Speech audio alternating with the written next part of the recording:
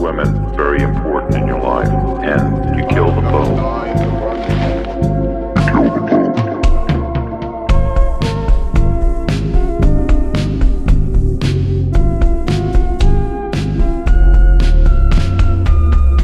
Basically, I was a normal person. Bom dia, boa tarde, boa noite, seja lá qual for o horário que você estiver ouvindo esse podcast. O meu nome é Marisa e hoje vamos falar dele. Finalmente vamos falar sobre o Pedrinho Matador. Como que você se sente em relação a isso, Thiago? Você está empolgado para contar esse caso ou você tá meio tipo, ai que merda, estou me sentindo obrigada a falar sobre isso? Não, eu até vou dizer que acredito que eu tô bem tranquilo.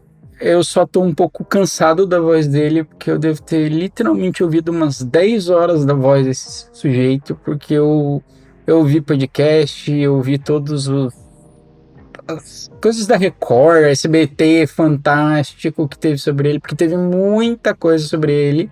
E você sabia que na gringa ele é conhecido como Dexter brasileiro? Dexter brasileiro, eu não sabia que ele era conhecido na gringa assim. Porque basicamente ele tem o código de conduta, né? Teoricamente os gringos acham isso e tal.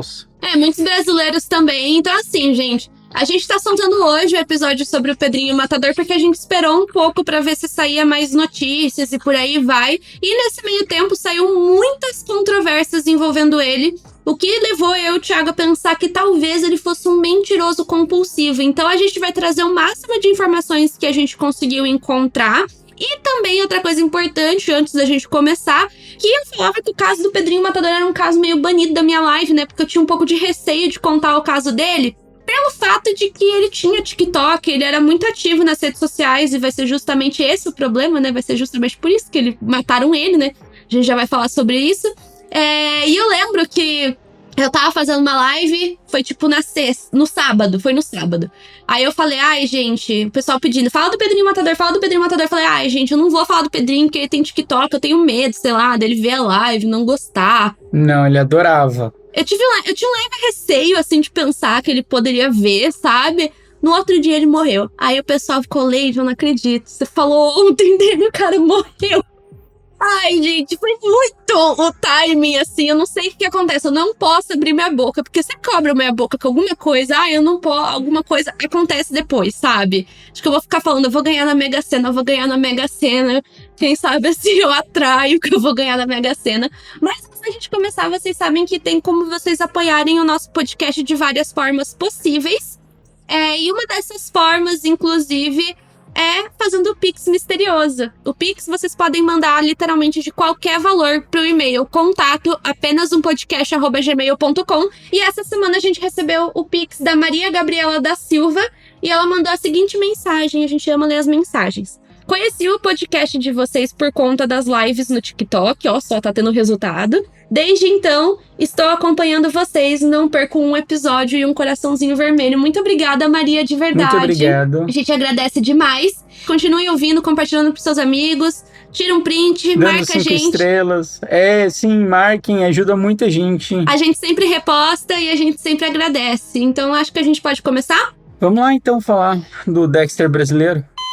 Atenção, o episódio a seguir contém cenas de descrição de violência física, psicológica e sexual. Se você não se sente bem em ouvir esse tipo de história, talvez seja melhor pular e ouvir outro podcast. O aviso de gatilho foi dado, então agora você continua por sua conta e risco. Pedrinho Matador, na verdade, nasceu como Pedro Rodrigues Filho, nasceu em Santa Rita do Sapucaí, que fica em Minas Gerais, no dia 17 de julho de 1954. E, não é porque ele era brasileiro, não é por nada disso, que a infância dele ia ser diferente do que a gente tá acostumado a ver na vida dos serial killers. Ele nasceu num lar que era bem agressivo, principalmente por conta do pai. Sim, o pai dele era bem agressivo, como a gente conhece, tem aquele histórico de alcoolismo, mas nesse caso eu não vi isso. O que mais me chamou a atenção é que o pai dele batia na mãe até quando ela estava grávida. Algumas pessoas teorizam que isso é um problema para o bebê, isso causa, digamos, danos sérios. Isso vai gerando alguma coisa. Tem várias pesquisas sobre, etc., que isso tem consequências reais no futuro. Sim, fora que, tipo assim, depois que ele nasce, ele presenciou essas agressões, que vocês sabem que é um problema, né? A criança crescer num lar violento, ela vai ter algum tipo de trauma. Outro problema também bem grande, né? Que diz a história, né? Que nem o Thiago tava comentando, que o pai chutava muito a barriga. E diz a história que ele teve uma rachadura no crânio e tal. Só que essa história é ele que conta. A gente vai ter um primeiro grande problema, é que sempre ele que conta as coisas.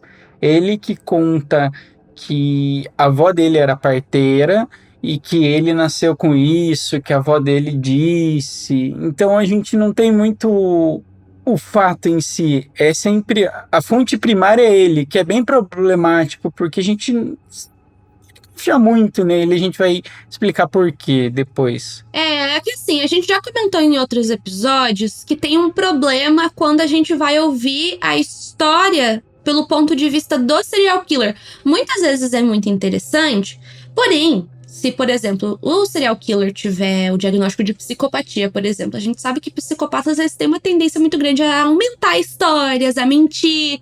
Então da gente ouvir a história e acreditar 100% do ponto de vista de um serial killer. Por isso que a gente sempre recomenda ouvir, tipo, outros lados, se for possível. Mas, assim, a gente percebeu que no caso do Pedrinho, especificamente, a maioria das fontes, a maioria dos jornais entrevistava ele, porém não verificava se aquilo que ele estava falando era verdade. Parece que esse movimento começou a ficar um pouquinho maior agora, depois da morte dele. Tanto que, como eu falei lá no começo, a gente vai trazer todas as polêmicas, todas as questões, porque tem muita mentira, tá, gente? Tem muita mentira por trás, muita coisa que tá sendo desmentida agora.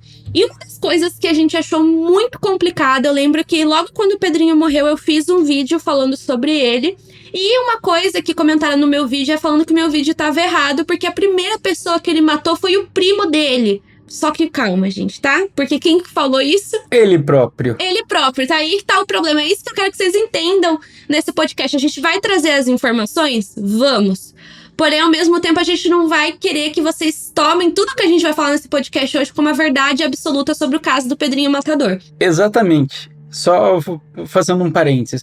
No caso do Jack Stripador, a gente fez o podcast e falou, ó, isso não é uma verdade absoluta, porque tem várias vertentes. E no caso do Pedrinho, é muito problemático isso, porque ele é a versão primária, ele é a questão. Então, para fazer o fact-check, verificar, é muito mais difícil. Então, você tem que ficar pegando os discursos dele que ele deu ao longo do tempo, e ele troca muito discurso, porque também tem a questão dele ficar vivo, então tinha interesse atrás. Exato, né? Porque, tipo, ele deu muitas entrevistas ao longo da vida dele. No começo a gente já falou, ele era uma pessoa que gostava de falar. Ele tinha uma vibe Ed Kemper, né? Ele gostava de falar. E o problema é que, tipo assim, o Ed Kemper, ele manteve o mesmo discurso a vida inteira. O Pedrinho não, teve momentos, assim, entrevistas que ele deu histórias diferentes. Mas voltando, né? Se você vê algumas entrevistas com o Pedrinho, acho que inclusive naquele podcast que ele participou, que ficou bem conhecido, ele fala que a primeira vítima dele foi o primo dele, em que ele jogou esse primo em uma máquina de moer cana. É isso, né? Ele ficou bravo. Exatamente. Ele ficou irritado com o primo dele e empurrou ele nessa máquina de moer cana. Porém, se vocês forem pesquisar em vários sites, tem alguns sites que vão falar que o primo morreu, tem outros sites que vão falar que o primo sobreviveu por pouco, e tem sites que nem vão mencionar essa história. Então, assim, se morreu, se salvou por pouco, fica meio complicado pra gente saber.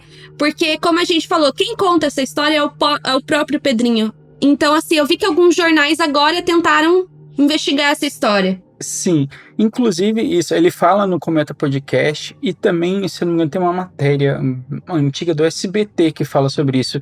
E, ao mesmo tempo, ela gera essa mesma dúvida, porque ele fala, a primeira pessoa que eu matei foi um tal de baiano. E aí, depois ele fala do primo dele, só que ele matou antes. Então, parece que até no próprio reportagem eles não pensam isso. Ou, tipo... Então, se vocês ouvirem o podcast, vai ter essa parte cortada falando sobre, mas é bem complicado, porque o Pedrinho, teoricamente, teve uma briga com o primo. A fala oficial dele é isso. Ele teve uma briga com o primo, e aí depois dessa desavença, o primo tava lá, tipo, no lugar, e ele achou que ia moer o corpo dele junto, né? E ele falou de um jeito meio tipo, eu vou moer isso e vai, tipo, moer tudo o corpo, e foi só o braço. E no Comenta Podcast ele chega a falar que ele nem foi preso, não aconteceu nada com ele, o avô dele foi lá na polícia, assinou uns documentos e foi tudo liberado, inclusive que o avô dele gostava dele e não teve nenhuma retaliação, porque esse primo era tipo 3º, 4º grau, não era familiar próximo. Mas como a gente falou, é uma história que tem, tipo, vários será? Foi isso mesmo? Será? Tipo, não dá pra entender muito bem, mas a gente trouxe essa informação. Talvez o primo tenha sido uma das primeiras vítimas. Mas outra história que é muito conhecida do Pedrinho, que é essa, eu lembro que quando saiu a notícia de que possivelmente era falsa, o Thiago mandou pra mim e a gente ficou, nossa, como assim? Se você já viu a história do Pedrinho antes, você deve conhecer que uma das primeiras vítimas dele também foi o tal do vice-prefeito da cidade dele, quando ele tinha mais ou menos aí os seus 14 anos, tá? E como que é essa história? Basicamente, em nenhuma entrevista ele nunca citou o nome do cara, pelo que eu tava vendo o pessoal comentar, nunca foi citado o nome do vice-prefeito que ele matou. Era só uma coisa que ele comentava. Ele fala que ele mata esse cara com a espingarda que pertencia ao avô dele, na frente da prefeitura da cidade. E a motivação para ele ter matado esse cara foi porque ele tinha demitido o pai dele, que na época trabalhava como guarda escolar, porque aparentemente o pai do Pedro tinha roubado merenda da escola e ele achava que isso era uma injustiça, então ele foi lá e matou o vice-prefeito. Só que o que acontece? No dia 7/3/2023, ou seja, super recente essa matéria, o G1 publicou uma matéria lá, vocês podem procurar, chamada "Prefeito que Pedrinho Matador diz ter assassinado, na verdade morreu de causas naturais em Minas Gerais". Então assim, quando essa matéria saiu, eu e o Thiago, a gente ficou muito chocado e basicamente o que acontece? Pelo relato do Pedrinho, pela idade que ele fala, pela cidade que ele morava e por aí vai, o pessoal do G1 foi lá dar uma verificada nos fatos. E o que acontece? O chefe executivo do local, o cara lá que teria matado, que governou o local entre 1967 e 1971, era um homem chamado Arlete Tales Pereira, que inclusive era uma figura meio... figurinha mesmo da região, né? Era meio... influente. Se você é cidade do interior, você deve ter o prefeito da cidade, aquela pessoa que foi prefeita lá há 500 anos, mas que continua sendo o político da cidade. O tataravô dele foi prefeito, e ele vai ser prefeito, e o filho dele vai ser prefeito. Aqueles políticos, assim, de raiz já, sabe? O Arlete era meio que isso, uma figura muito conhecida da política na região. Diferentemente da história que o Pedrinho sempre contou em vários locais diferentes, ele morreu, na verdade, em 1983, que inclusive eu acho que o Pedrinho já estava preso nessa época, ele estava prestes a ser preso, e ele morreu aos 72 anos de idade de causas naturais. Inclusive, como eu falei antes, ele era uma pessoa tão conhecida na cidade que ele dá o nome do fórum que fica lá em Santa Rita do Sapucaí. Então, assim, como eu falei antes, o Pedrinho nunca citou o nome desse vice-prefeito que ele assassinou. Só que mesmo assim, o G1, pelo que eu entendi, eles foram investigar mais a fundo, tipo, cidades da região, outros locais e por aí vai, o que já contradiz totalmente a história, porque ele falou que era o vice-prefeito da cidade dele. Eles procuraram em Alfenas, eu sei que foram outras cidades que foram pesquisadas, e ainda assim eles não conseguiram. Foram atrás de ver se algum vice-prefeito tinha morrido, e eles não encontraram nada. Então, começaram a investigar a vida dele e já começaram a ver algumas inconsistências, por dizer assim. Eles chegaram até a investigar a possibilidade de um outro distrito que tem lá em Minas Gerais, que chama só Santa Rita, mas eles chegaram a pedir ajuda para a administração local e por aí vai, e eles não confirmaram nenhum registro. Mas que eu falei, só dele, falar que era na cidade dele já não ser, já contradiz a história que ele conta, né? Mas eu acho que é muito importante a gente trazer essa informação, que não se tem certeza se realmente ele matou o vice-prefeito, né? Pode ser que sim? Pode, mas nesse caso específico, tudo indica que não. Ele não ganhou essa fama à toa, né? A gente tá falando, desmentindo, mas ele ganhou essa fama por um objetivo e por um negócio. Não, vai ter muito mais... Calma, gente. Esse daqui é só o começo. Parece que é mais nesse começo de história mesmo, que tem certas coisas que a gente olha e pensa, putz, esquisito. Mas a partir de agora vai ter menos incoerência, um pouquinho menos de incoerência nos fatos. Bom, mas de qualquer forma, seguindo a história que ele conta, ele acaba fugindo pra onde? Ele acaba fugindo para Mogi das Cruzes, onde ele vai começar a roubar e executar traficantes. É aí que ele vai começar a ganhar fama dele. Porque, vamos ser sinceros, Marisa, Pedrinho não é meio que um nome que dá medo. Não, Pedrinho, mas aí vem o Matador. O pessoal da live chama ele de Little Peter the Killer, sabe? Umas coisas assim, sabe? Eu fico pensando, porque, sei lá, eu pensava que na gringa era tipo Lil Peter, alguma coisa assim. Agora que eu descobri que é Dexter brasileiro, né? Mas realmente não dá muito medo. E spoiler, né? Ele foge pra Mogi das Cruzes, que spoiler vai ser onde ele vai morrer, né? Mas vida que segue, né? É onde ele vai construir vários amigos, a família, pelo que eu entendi, a família dele muda pra lá. Então, é uma coisa estranha, porque teoricamente na timeline dele, ele mata o prefeito e ele vai pra São Paulo por causa disso, né? De acordo com a timeline que ele apresenta, é assim a ordem dos fatos, né? Mas como o Thiago já adiantou, ele meio que começou a roubar bocas de fumo e matar traficantes. O que vocês sabem que na atual conjuntura do Brasil sempre será uma das coisas mais perigosas pra você fazer na sua vida. Que spoiler, acho que foi um perigo pra vida dele também, né? Mas o que acontece? Ele se mete com outra coisa que é muito perigosa. Mulher de traficante. Gente, a gente não tá falando como se estivesse exagerando novela. Vocês sabem das histórias que brotam aí no grupo do Zap, né? E assim, ele acabou se metendo com uma viúva de um líder do narcotráfico, conhecida como Botina. E logo eles foram morar juntos. Só que o que acontece, né? Mesmo que uma ex dela fosse traficante, parece que a mulher que já namorou um traficante nunca mais pode namorar ninguém, né? Parece que é alguma coisa assim, você não pode ter outra vida, senão vai dar problema, né? E o que rola a partir que ele começa a namorar essa mulher? Nisso acaba que essa companheira dele é morta. Então, o que acontece? O Pedrinho até consegue escapar desses policiais, mas ele não vai deixar essa venda de drogas. Ele acabou meio que com essa expertise que ele vai ganhar nesse mundo do tráfico, ele continua vendendo e tem agora o próprio negócio de drogas. Agora ele virou o traficante.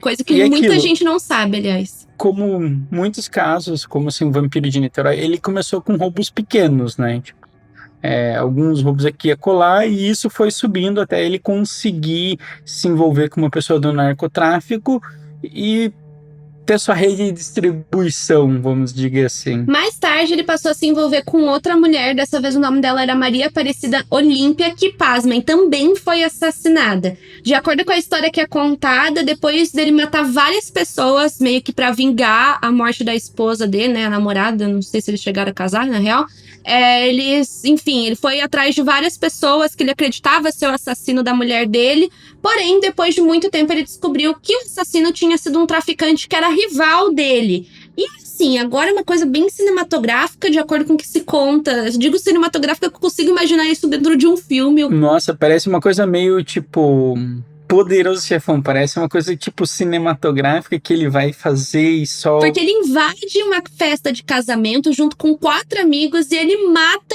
o traficante que era rival dele, assassino da Maria, e também ele mata outras 6 pessoas dentro dessa festa e deixa 16 feridas. E assim, nessa época ele não era nem maior de idade ainda, ele não tinha nem completado seus 18 anos, então a gente tá bem no começo da vida dele. E ele ainda se orgulha muito de falar que ele não matou nenhuma criança e nenhuma mulher, porque ele tinha esse código de conduta, teoricamente. Para ele era importante, ele só matava quem era ruim do ponto de vista dele. É isso, exatamente. Ruim do ponto de vista dele, isso é uma coisa que os próprios psiquiatras que avaliaram ele falaram. Psiquiatras, assim, que realmente tiveram contato. A gente já vai entrar em mais detalhes sobre o que esses psiquiatras diagnosticaram ele, por aí vai. Bom, ele acaba sendo condenado daí aos 18 anos de idade, condenado a 128 anos de prisão por, assim... Por conta desse assassinato, pelo que eu entendi. Por esses assassinatos e alguns outros, porque não era só isso, ele já tinha um histórico. Ele já tinha, na época que ele namorou aquela primeira mulher, ele já tinha cometido outros assassinatos e tal, e daí ele é meio que preso por conta de tudo isso. E vai ser na prisão, acho que essa daí é um fato que a maioria das pessoas conhece, vai ser na prisão que ele vai cometer a maior parte dos assassinatos, né? Estima-se que ele tenha assassinado pelo menos umas 48 pessoas dentro de todos esses anos que ele esteve preso, né? Em mais de uma instituição, aliás. E vai ser na prisão. Confesso que eu não sabia desse detalhe, eu descobri hoje que ele vai matar o pai dele. Isso mais ou menos ele tinha 20 anos de idade quando ele recebe a informação que a mãe dele tinha sido assassinada a golpes de facão. Foram 21 golpes de facão. E assim, ele estava determinado, né? Se ele tinha se vingado do assassino da mulher dele, da mãe, ia ser uma busca implacável, né? Sim, você vê que o Pedrinho tem essa questão de vingança várias vezes, e para ele sempre é uma questão muito mais pessoal. Ele leva aquilo pro pessoal ao extremo, porque o que acontece? Ele, pelo jeito, ele jura o pai de morte, e ele fala que ele vai comer o coração do pai, sabe? Essa história é muito conhecida. Porque depois ele descobre, né, gente? Ele decidiu que ele ia descobrir quem que era a pessoa que tinha matado a mãe dele. E aí ele acaba, né? Bem coisa, descobriu que foi o pai que matou a mãe. E assim, eles estavam no mesmo presídio. E vai ter essa coisa do coração que a gente já vai entender melhor. Segundo uma entrevista que ele deu pro grande Marcelo Rezende, né? Na Record, o Pedrinho Matador confessou que ele esfaqueou o pai dele 22 vezes com uma peixeira. Peixeira é um tipo de faca grande, né? Que é pra abrir a barriga do peixe, né? Uma coisa assim. Ele meio que falou que ele fez uma faca na prisão. No Ficha Criminal, que é um outro podcast que fala muito sobre ele, sobre o Maníaco do Parque. A gente, inclusive, tem um podcast sobre o Maníaco do Parque. Fala que ele meio que teve alguma ajuda dentro da polícia para conseguir fazer esses assassinatos, sabe? Então, é bem estranho. Tem muitos casos, que nem quando a gente, não sei se você lembra, quando a gente gravou... Não sei se a gente chegou a gravar sobre o Robert Mousley, que foi aquele serial killer de pedófilos. E o Robert Mousley tem momentos que a gente pensa, os policiais sabiam que ele não gostava, né? Então parecia que era proposital, eles jogavam as pessoas na mesma sala, sabe? Então, tipo, isso acontece. E o Pedrinho tem uma, digamos, curiosidade, é que ele passou pelos piores presídios do Brasil, basicamente. Ele passou pelo Carandiru, ele passou pelo presídio do Estado, ele passou pelo presídio de Taubaté. Para quem não sabe, o presídio de Taubaté é aquele que a galera jogou futebol com a cabeça do inimigo, que jogou, digamos, na mesa da juíza a cabeça do inimigo para mostrar para a juíza que eles não estavam de brincadeira e que aquilo era uma rebelião, sabe? Então, ele não frequentou lugares como soft, é sempre lugares bem barra pesadas. Exato, gente. Então, assim, eram prisões, assim, que é, tipo, o pior do Brasil. Tipo, o pior do Brasil tava lá, né? E assim, segundo essa mesma entrevista que ele deu pro Marcelo Rezende, ele fala que ele não comeu o coração, ele fala que ele mastigou. São coisas diferentes, né? Você comer, você precisa necessariamente engolir. Na entrevista que ele deu pro Marcelo Rezende, ele fala que ele só mastigou, mas aí, pelo que eu entendi, tem outras entrevistas que ele fala outra coisa, e entra essa questão de novo, né? O que acontece? Tem algumas entrevistas que eu acho que ele dá pra Folha, que ele diz que ele não foi ele que matou o pai dele, que foi outras pessoas, porque segundo ele não queria aquela exposição naquele momento. Então é bem diversificado isso, sobre se ele matou, se ele não matou, mas ele sempre fala que ele cometeu esse crime, que ele abriu o coração, e tanto que no Cometa Podcast ele fala como se eu jurei ele de morte, eu falei que ia comer o coração, mas eu meio que não queria, mas já tinha falado o que ia fazer, eu vou fazer, né? Sou homem de cumprir palavra, tipo assim, como se fosse um negócio super paranoico, né? E como o Thiago falou, né, parecia assim que ele, tipo, não vamos falar, os policiais ajudavam ele, vamos falar que passavam um paninho, assim, né, vamos usar esse termo pra ficar um pouco mais suave. É que, digamos, no começo eles meio que não sabiam, né? Tipo, ele foi criando a fama de ser matador de bandido, teoricamente. Ele trabalhou para algumas facções, Ele fez parte, acho que, de uma facção antes do PCC, que é o primeiro comando da capital. Então ele era respeitado dentro dos presídios. E tem muitas histórias que, tipo, ele tava numa viatura com outro preso. Então, tipo, ele vai criando essa fama de bad boy. Mas antes da gente ir para outros casos, né, fechando essa questão do pai, em algumas entrevistas, né, se não me engano, dessa mesma que ele dá pro Marcelo Rezende, ele fala que ele tinha uma arma na cintura. Aí até acho que o Marcelo pergunta, tá, mas como que você tinha uma arma dentro da prisão? Daí ele fala que era porque ele tinha aprisionado um guarda dentro da cela e pegou a arma dele, mas que ele decidiu usar a faca pra matar o pai dele ao invés da arma e não sei o que, sabe? Bem aquela coisa assim, bem contando assim. E em qualquer entrevista que você vê o Pedrinho falando dos crimes dele, você vê um brilho no olho. Você vê, não adianta você falar que não. Que ele tinha uma tatuagem no braço chamado Mato por Prazer, alguma coisa assim. Então, tipo, ele realmente gostava daquilo. E tem uma diferença, digamos, ele dentro da cadeia e ele fora da cadeia. Dizem que os primeiros crimes dele eram envolvidos mais com arma de fogo do que com faca. Diz que quando ele foi pra prisão que ele virou mais sangrento, digamos assim.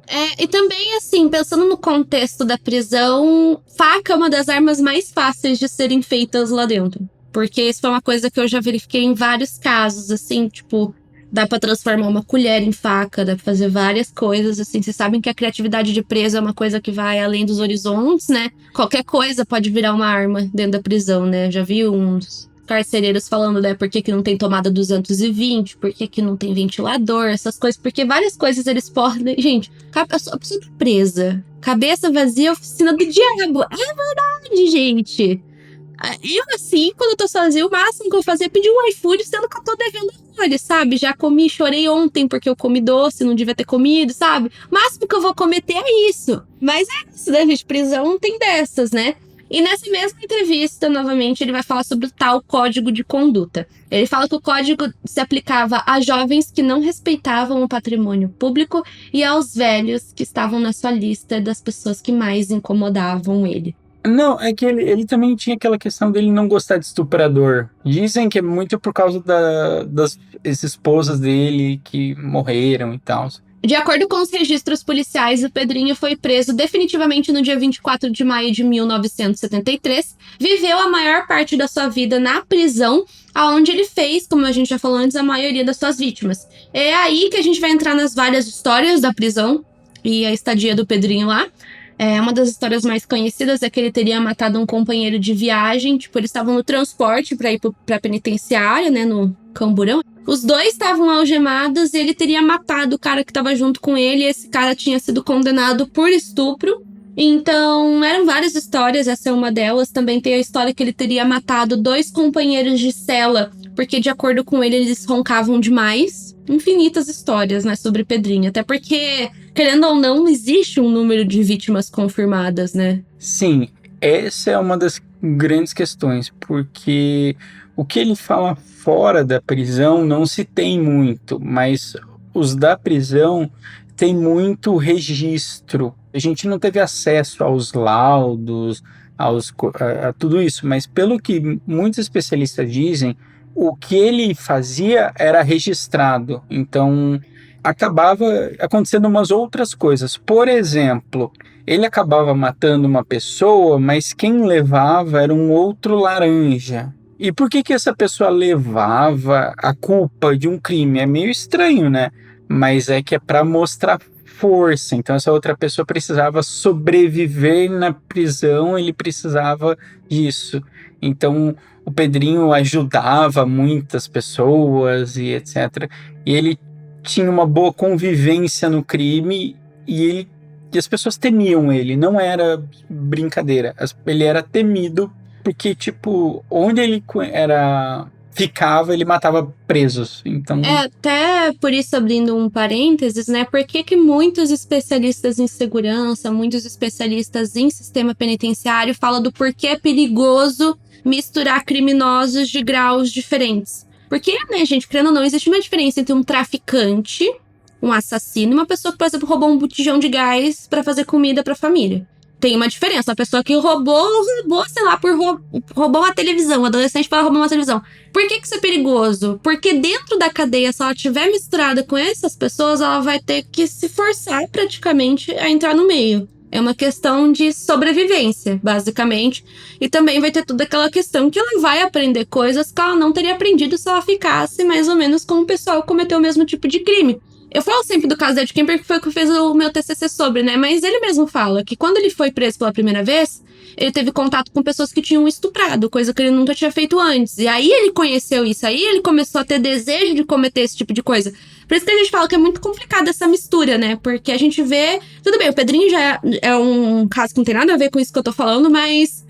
É por isso que a gente vê tantas pessoas falando sobre por que é meio delicado misturar as pessoas, né? Porque é o sistema da prisão. E outra coisa que a gente tem que falar é que essas pessoas que o Pedrinho matava, digamos, ele que julgava. Tinha pessoas que não tinham nem terminado o devido processo legal, digamos assim. Ela nem era considerada o culpado pelo Estado. Ela já estava na prisão, mas podia estar tramitando o processo dessa pessoa e ele matava. Porque ele considerava aquela pessoa. Então, tipo, eu vi vários juristas falando isso, tipo, ele era meio que esse juiz. Então, assim, né? Serial killer, Pedrinho era. Ele recebe essa classificação. Não adianta você falar que não, igual pessoas falaram no meu vídeo. Não, ele não era serial killer, ele era justiceiro. A gente já vai entrar em mais detalhes sobre essa questão, aliás. Ele era, gente, ponto. Ele recebe essa classificação e ponto. Aí, se vocês já viram casos de serial killer, você sabe que existe o tal do modus operandi, os padrões, as assinaturas, não sei o quê. Eu tinha um modus operandi, que nem o BTK, assim, que tem aquele modus operandi, aquele padrão, assim, bem limpo, assim, vamos dizer. Você consegue ver o passo a passo de tudo. Claro, tinha o padrão. Primeiramente, a maioria das vítimas dele eram pessoas do mundo do crime, né, que como o Thiago adiantou, ele julgava elas e daí ele cometia os assassinatos, principalmente pessoas ligadas ao tráfico. Eu percebo que foi boa parte das vítimas dele, principalmente dentro da prisão, como o Thiago também já adiantou, ele fazia muito uso de facas. Porém, em uma reportagem que tá na revista Época, lá eles afirmam que ele teria matado pelo menos 10 pessoas quebrando o pescoço delas. Então, assim, tem um modus operandi? Tem, mas não é que nem em muitos casos, assim, que é aquela coisa linear, vamos dizer assim. E diz que tinha muito de questão de oportunidade também. Por exemplo, ele estava com 4 aliados e tinha 3 pessoas que ele queria matar. Então, sempre quando ele tinha oportunidade, ele matava.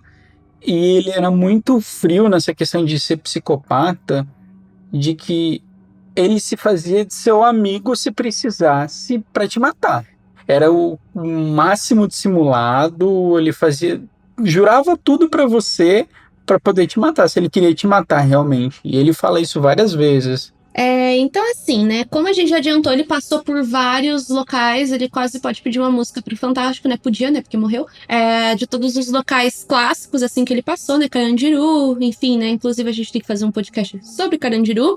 Ele passou pela penitenciária de Araraquara, onde ele foi julgado pelo juiz corregedor de ter sido um dos fundadores de uma suposta organização criminosa chamada Serpentes Negras. E após uma rebelião que aconteceu em 1985, Pedrinho foi acusado da morte de 4 detentos e transferido para a casa de custódia de Taubaté, que na época era considerado tipo o presídio mais seguro do estado de São Paulo.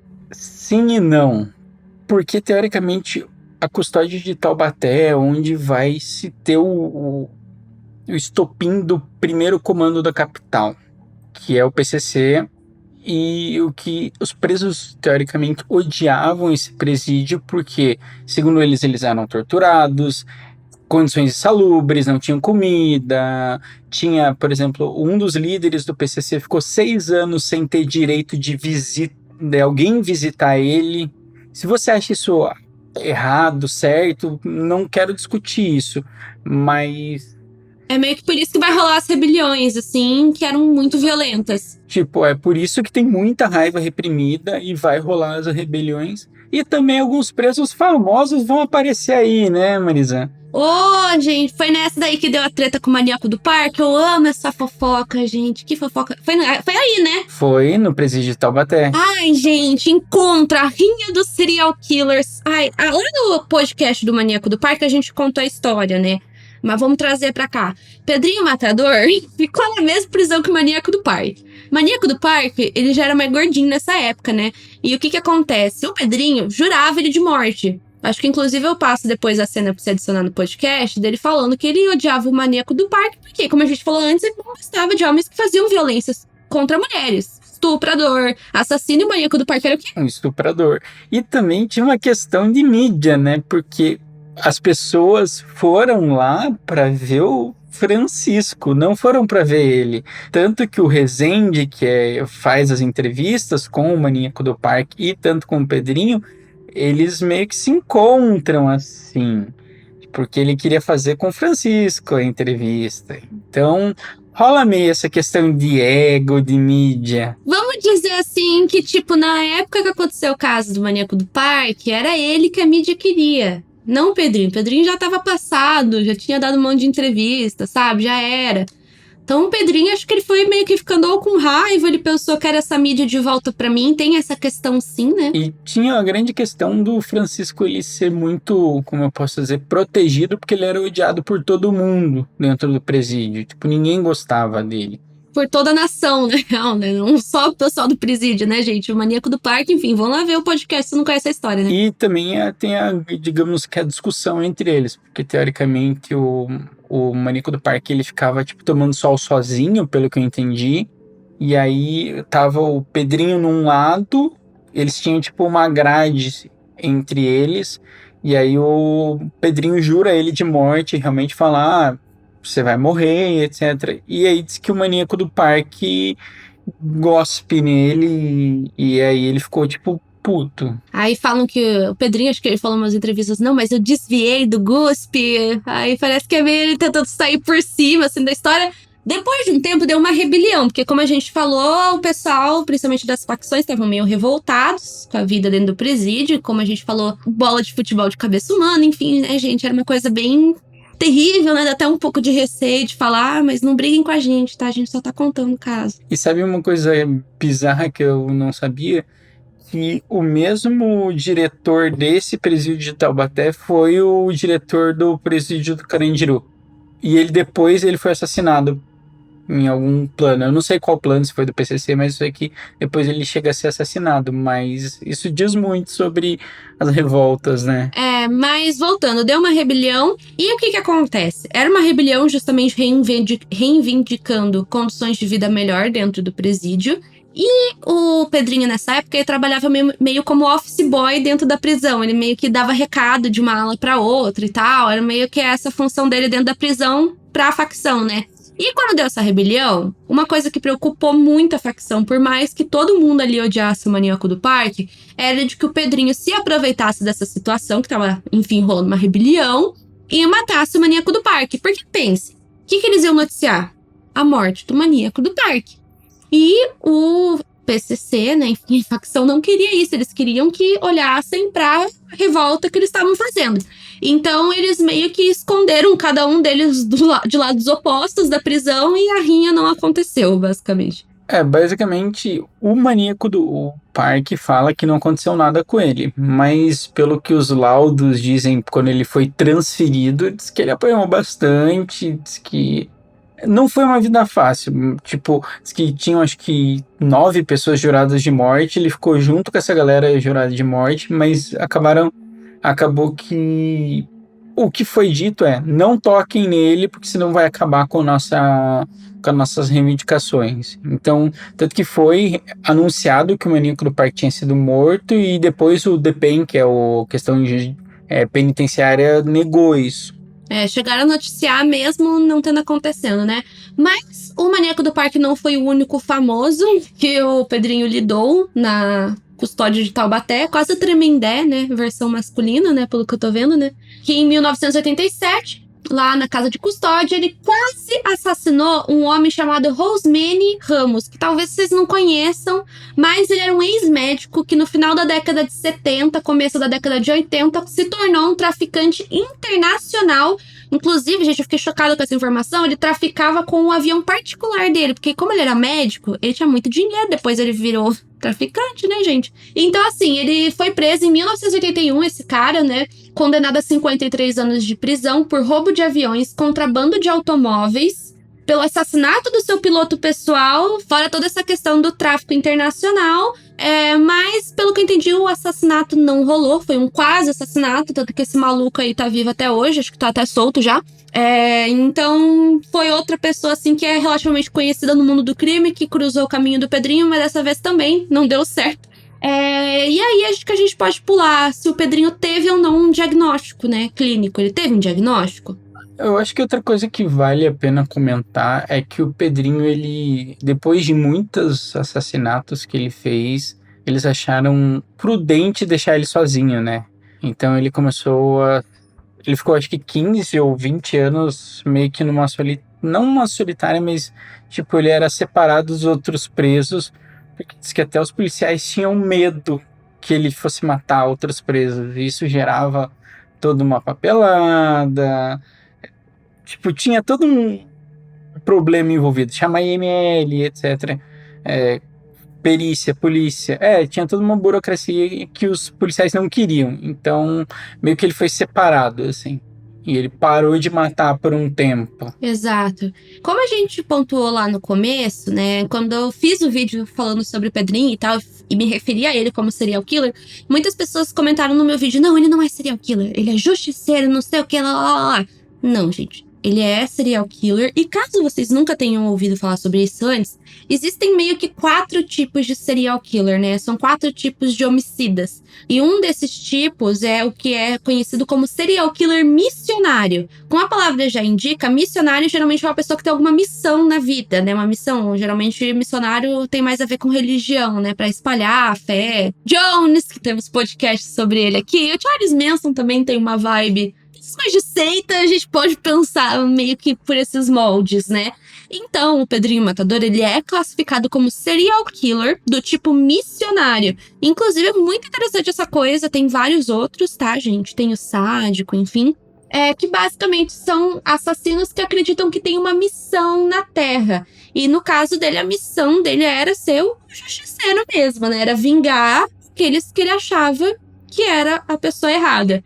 E basicamente vai ser justamente por causa dessas características que ele vai receber o tal diagnóstico dele. Ele foi analisado por 2 psiquiatras que fizeram uma avaliação, né, para ter o laudo pericial. Esse laudo saiu em 1982. Os psiquiatras eram o Dr. Antônio José Elias Andraus e o Dr. Norberto Zouser Jr. De acordo com o laudo, eles escreveram que sua maior motivação de vida era a afirmação violenta do próprio eu. Acho essa frase, assim, acho que é muito isso. Acho que, gente, literalmente a gente tinha uma tatuagem escrita mato por prazer, né? Matar por prazer. Sei lá qual que era a conjugação verbal. E a gente nem falou, mas ele tem essa questão de ele ter pacto com o demônio. Então ele falava para os presos que ele tinha um pacto e que Satanás, tipo, protegia ele. Então que ele não ia morrer, sabe? Ele tinha toda uma mística. Então assim... era que nem escrever afirmação violenta do próprio eu. E ele acabou recebendo o diagnóstico de caráter paranoide e antissocial, que seria, eu acredito, o transtorno de personalidade paranoide e o transtorno de personalidade antissocial, que alguns, nem todos, falam que é semelhante, pelo menos, com o que a gente conhece como psicopatia, né? E o que acontece, né? Fui dar uma pesquisadinha. O transtorno de personalidade paranoide é caracterizado por um padrão generalizado de desconfiança e suspeitas injustificadas dos outros, que envolve interpretar seus motivos como maliciosos. O indivíduo que sofre de tal transtorno costuma distorcer a realidade, principalmente em relação aos outros. Ou seja, fez total sentido sobre absolutamente tudo que a gente falou do Pedrinho até agora, né? Porque assim, cara, beleza, a gente não vai entrar se é certo ou errado, alguém vingar outros criminosos, não é esse o ponto que a gente quer falar e tal. A gente quer falar que realmente a gente vê que ele julgava os outros, né? E ele criava essas outras realidades na cabeça dele, que essas pessoas mereciam morrer, A gente não tá entrando no mérito se é certo ou errado o que ele fez. A gente tá falando que o diagnóstico faz total sentido se a gente for analisar o caso, né? É isso que a gente quer que vocês entendam. Então, assim, ele cumpriu aproximadamente 34 anos de prisão até que ele foi solto no dia 24 de abril de 2007. E o que rola depois que ele foi solto pela primeira vez? Pelo que os registros dizem, né? Ele também, pelo que eu vi, ele ficou um tempo em Balneário Camboriú, ele tinha alguns trabalhos lá. Ele trabalhava como caseiro em Balneário. Então, e aí ele até fala bem disso, e pelo que eu vi, as pessoas falavam bem, que ele era uma pessoa tranquila. Uma coisa que eu achei bizarríssima é que ele era uma pessoa honesta, tipo, proba. Aham. Então, eu acho que as pessoas meio que não conheciam o histórico dele, né? Mas Imagino eu. tudo bem, né? Até aí tudo bem. Só que essa liberdade não dura muito tempo, né? Porque, pensa, ele foi solto em abril de 2007, não, até que durou bastante tempo. E ele vai ser preso de novo quando? Em 2011, na zona rural de Balneário Camboriú. E por que ele vai ser preso novamente depois desses 8 anos? Segundo o telejornal RBC Notícias, ele teria que cumprir 8 anos pelos crimes de motim e cárcere privado. Que eram crimes que ele tinha cometido enquanto ele estava preso lá em São Paulo. Meio que o processo saiu só depois. Aí ele teve que voltar para prisão e daí ele foi liberado novamente em 2018. Dessa vez ele foi libertado de vez, né? Até o desfecho do caso, ele foi libertado aos 64 anos. Pra vocês terem noção, ele passou 42 anos preso. 1/3 da vida dele ele passou na prisão, basicamente. E o que rola a partir daí, né? Serial killers brasileiros, né? O que rola a partir daí, né? Primeira coisa clássica. Primeira coisa clássica, ele começou a entender a palavra de Deus e ele se converteu para evangélico. Exato, né? A gente fala que é clássico, gente, porque vários serial killers fazem isso. A gente também não tá entrando no mérito se isso é certo ou errado e tal. Não é isso. A gente tá falando que isso acontece muito em vários casos. E além disso, ele chegou a ter um canal no YouTube. Que, gente, eu fico muito chocada com a carice de pau, tá? Desculpa, que o nome do canal dele era Pedrinho Ex-Matador. E o primeiro canal que ele teve com outro que era um tal cara chamado Pablo Silva P2, que pelo que eu entendi também era ex-criminoso, né? Ou eu tô errado?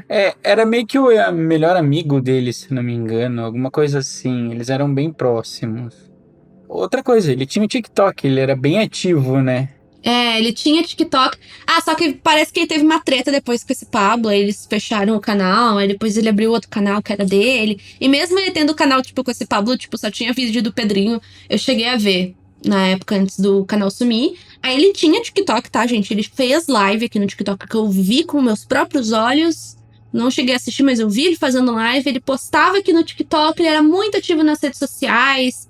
Sempre postando coisas assim, como a gente falou, ele sempre gostou de falar sobre ele mesmo, tá? Ele sempre curtiu essa vibe.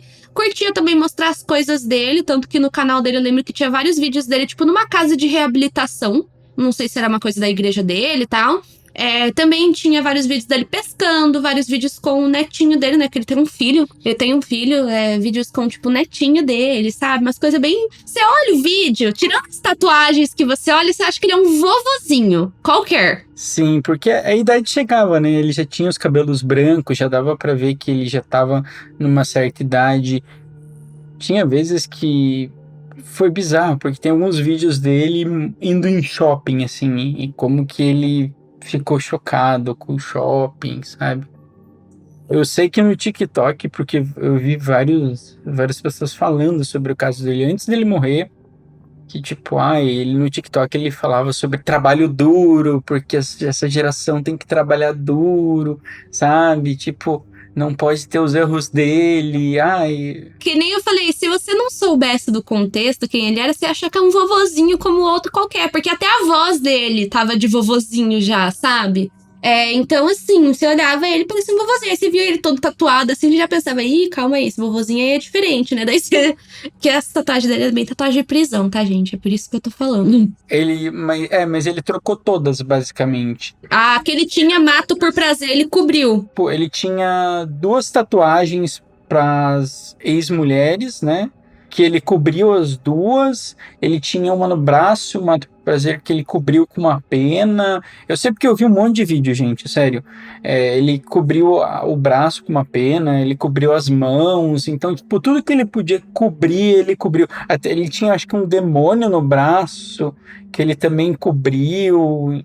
Bom, o que acontece? Como a gente mencionou, ele era ativo nas redes sociais, ele era praticamente uma TikToker, né? Ele era TikToker também. E o que acontece? A gente que trabalha com redes sociais, é uma coisa que eu aprendi, gente, eu tenho medo. Eu só posto os locais depois que eu vou embora, sabe? É uma coisa assim. Pedrinho parecia que não seguia essa mesma índole, porque, assim, quem trabalha com redes sociais ou quem posta muito nas redes sociais, se expõe. Sim. De algum jeito ou de outro você vai mostrar o lugar que você tá, e etc. Coisas que você tá fazendo. Então, meio que as pessoas vão saber o que tá rolando, né? Exato. E o que acontece, se eu não me engano, acho que tipo uma semana antes dele ser assassinado, né? 4 dias antes, pelo que eu vi. 4 dias antes dele ser assassinado, ele postou que ele tava em Mogi das Cruzes. E o que acontece, né, gente? Como a gente mencionou desde o começo, claro, a gente não sabe se foi isso, né? Mas ele tinha muitos inimigos, né? Ele tinha muitos inimigos, ele se meteu com todos os tipos de criminosos, de todos os escalões. Então, obviamente, ele ia ter muitas pessoas que odiavam ele. E se ele jurava todo mundo de morte, com certeza ele era jurado de morte também. E foi isso que aconteceu, né? Você pode contar essa parte, assim como que foi o fim de Pedrinho Matador? Bom, basicamente no dia 5 de março de 2023, aos 68 anos, o Pedrinho ele vai ser assassinado em Mogi das Cruzes, na região metropolitana de São Paulo, na frente da sua residência. Então, segundo algumas apurações que aconteceram, um carro preto ficou vigiando o lugar onde ele estava. 2 homens encapuzados, eles saíram de um carro. Inclusive, eles tiveram a capacidade de falar para outras pessoas, tipo, saiam daqui, vocês não, a gente não quer vocês, a gente só quer matar ele. Eles dão um tiro no Pedrinho, eles dão alguns tiros no Pedrinho e também cortam a garganta. Era pra ter certeza que matou mesmo, né, gente? Não... A não sobreviver. Então assim, esse foi o fim dele, né? Ele foi assassinado. Ainda não houve um desfecho sobre quem assassinou ele, quem mandou matar, quem que foi. Eu até parecia que eu vi que parece que os caras estavam usando uma máscara do Coringa, alguma coisa assim, teve alguma treta assim que eu vi de relance. Eu também não consegui checar isso, mas dizem que rolou isso daí também, mas eu não sei se é verdade. Então assim, até o momento da gravação desse podcast que tá rolando no dia 29/3/2023, né? Então até o momento, né, não temos um desfecho. E eu cheguei a falar pro Thiago, eu acho muito difícil ter um desfecho, sinceramente. Porque a polícia tá, tipo, a passos de tartaruga, tentando resolver isso, né, gente? Porque, como diria Avril Lavigne, complicated. E ele também fez alguns livros, autobiografia, estava escrevendo um livro, então... Ele já tinha a autobiografia dele, que, se eu não me engano, ele escreveu junto com uma psicóloga. E depois ele ia lançar uma continuação. Acho que justamente quando ele tava falando da continuação do livro, que ele falou que ele tava em Mogi e tal, foi alguma treta assim. Então, tanto que pra vocês verem como ele passou meio que, digamos, invisível, ele foi por 3 anos ele foi jardineiro de uma escola, tá ligado, em Mogi. Então, ele sabia se esconder lá, tipo, meio que ninguém sabia que ele tava em Mogi. Que nem eu falei, né? Se você não conhece o contexto, você olha ele, acha que é um vovozinho como outro qualquer, sabe? Tem que saber o contexto mesmo. E muitas pessoas tinham medo que depois que ele saísse da prisão, ele ia matar e etc. Não, depois que ele saiu, gente, vale lembrar isso, em 2018 ele não cometeu mais nenhum assassinato. Tudo bem que ele saiu com 64 anos, né? Morreu aos 68, mas não houve nenhuma incidência de outro crime depois que ele saiu da prisão. Isso é uma coisa importante de falar. Vamos começar o momento 5 centavos, que é o momento que a gente dá nossas opiniões pessoais sobre o caso.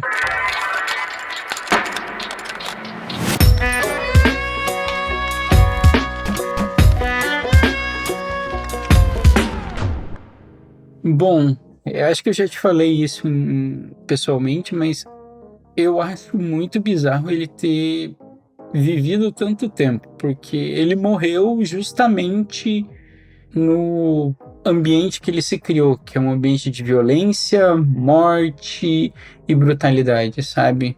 Então, tipo, o fim dele foi tudo que ele já tinha feito na vida. E eu acho que ele, sei lá, demoraram pra ter a vingança, tipo, porque ele diz, não sei se é verdade, a gente não consegue confirmar ao certo, mas pelo que eu sei, ele diz ter 100 pessoas. Pelo que os especialistas dizem, tinham acho que 73 confirmados, 76. A gente até esqueceu de falar, foram 71 vítimas, assim, confirmadas, mas como eu sempre falo, serial killer a gente sempre pode jogar pra mais, né? Então, tem gente que afirma que foi 100 e tal. Tanto que o Pedrinho, se eu não me engano, ele tá em 6º lugar dos maiores serial killers da história. 10º lugar. Ele move muitas paixões, porque, querendo ou não, as pessoas têm uma visão de bandido bom é bandido morto. E eu acho que muitos policiais passaram a mão nele, tipo assim, não efetivamente, tipo, ajudaram ele, mas só não fizeram muita coisa. E o que você acha sobre esse caso todo? Chega a pensar, tipo, ai, se foi certo ou errado o que ele fez. Pra mim, não tô nem aí. Eu gosto de pensar nesse caso mesmo, mas na questão, tipo, como o diagnóstico dele faz total sentido, primeiramente. Fez sentido esse laudo, né, que saiu pelos 2 psiquiatras. E também, que eu falei, acho que pra você, ou não sei se eu comentei com meu namorado, ou se foi com os dois, que tem muito uma vibe Henry Luca, que foi também um serial killer que confessava tudo. Tudo que você falava pra ele, foi você, ele falava, foi. Tanto que chegou um momento assim que ele tinha comentado, que ele tinha confessado 600 assassinatos e a polícia ficou, puta que pariu, o que é isso, né? Aí foram averiguar, viram que, tipo, ele não tinha matado nem metade, assim, nada, nem 5% do que ele confessou. Então, assim, é muito difícil. Porque, como a gente falou, no caso do Pedrinho, a maioria das fontes que a gente tem é ele mesmo. Então, eu fico pensando pra caramba, assim, tipo, nessa questão. Será que foi ele? Será que não? Em alguns casos. E como que tem muita controvérsia, basicamente. Porque é muito difícil, bom, agora vamos para umas áreas mais técnicas. É muito difícil pensar que ele é a nossa fonte primária de informação. Então, a gente tem que comparar o que ele fala com o que tem na realidade. Só que na realidade, na maioria das vezes, é ele também que gera o outro conteúdo. Então é meio absurdo, sabe? Assim, gente, é um caso, assim, que a gente, não sei, eu não me sentia confortável em falar e pensar que, tipo... Porque, tipo, beleza, tem muitos outros serial killers brasileiros que estão à solta e tal. Mas no caso dele, o que me incomodava pra falar era saber que ele era ativo nas redes sociais e tal. Que, inclusive, ele oferecia pra que influencers entrevistassem ele em troca de dinheiro, né? Ele contatou várias meninas, né? Então... Eu não sei se você lembra, mas você até chegou a falar isso pra mim no começo. Tipo, eu acho que se a gente quisesse, a gente conseguia entrevistar, porque ele é muito falador. Aberto, só que ele cobrava, tá, gente? Essa questão, eu não sabia que ele cobrava. Fiquei sabendo depois que eu vi uma influência falando que ele pediu R$800 pra entrevistar ele. Eu falei, tá. R$800 eu não gasto nem comigo. Nem comigo eu tô gastando R$800. Quem dirá, dá pro Pedrinho Matador. Então, assim, não tem como a gente entrevistar ele mais, só se a gente usar um tabuleiro Ouija. E assim... Coisa que eu acho bizarra, se você for no canal dele hoje, tem a terapeuta dele, que meio que se considera como filha, e ela tem feito live. Tipo, pra uma terapeuta, é meio estranho. É que assim, a relação dele com a terapeuta, que foi a mulher que ajudou a escrever a biografia, é uma relação bem estranha, tá? Não vamos entrar em muitos detalhes, mas tipo, olhem por vocês, sabe? Vão lá e olhem, tá lá. Ainda, sabe? Tá lá, dá pra ver. Inclusive ela fez live depois dele tá morto, sabe? Ela fez mais de uma live. Tipo, ela perdeu quase um pai, tipo... Então... ela falou. E a terapeuta, por isso que a gente acha que é meio esquisito. Mas enfim, né? Não vamos falar muito. Mas, de qualquer forma, muito obrigada você que ouviu esse episódio até o final. Se você tiver sugestão de algum caso, ou de repente tiver alguma outra informação sobre o caso do Pedrinho, né? Já que ele esteve Brasil afora, vai que você conhece um vô, um tio que conheceu ele, vai saber. Conta pra gente lá no Instagram. E muito obrigada. Até o próximo episódio. Obrigado, galera. Valeu, até o próximo episódio.